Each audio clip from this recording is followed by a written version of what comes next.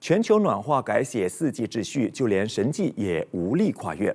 在日本长野邹访湖，每年冬天只要寒流连日来袭，湖面便会结冰。昼夜温差下冰脊凸起来，被视为神明踏冰而过的御神渡。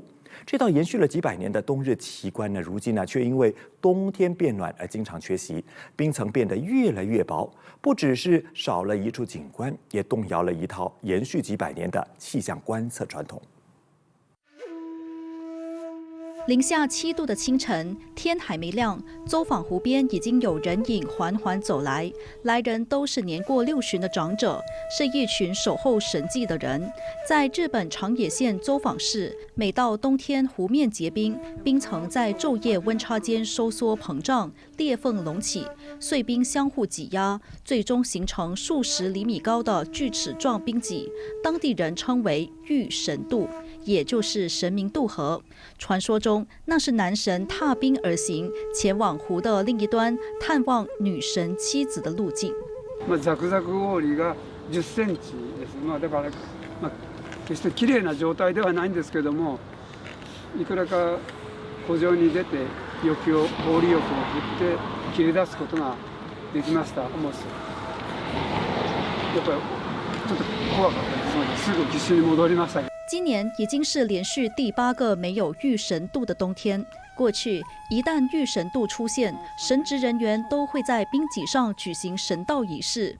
宫坂投入神职工作40多年来，也只是亲眼见过11回。气候学者翻阅神社留下的古老册页，从泛黄的纸张中读出冬天的温度。数据显示，暖冬越发频繁，冰封的日数逐年缩短，这是全球暖化加速的证据。来势汹汹，就连神明也挡不住。同じ場所で数百年にわたって残っていて、そこからその冬の寒さを毎年推定することができるという、そういう記録は世界的にもなくて。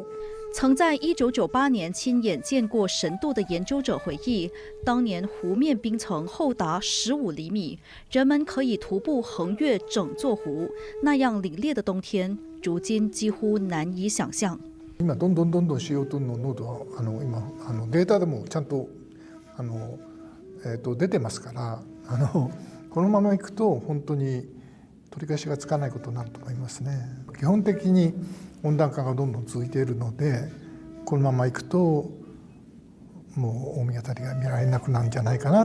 御神渡的消失，少了一道气象奇观，也动摇了一套延续几百年的观测传统。神职人员相信一切自有天命，就算神渡不再出现，观测本身依然有意义。他们照例举行仪式，向神明禀告，这是一个开放之海的冬天。神明是否真的横渡湖面，已经不再重要，重要的是人类是否愿意读懂这条逐渐消失的冰脊所传达的讯息。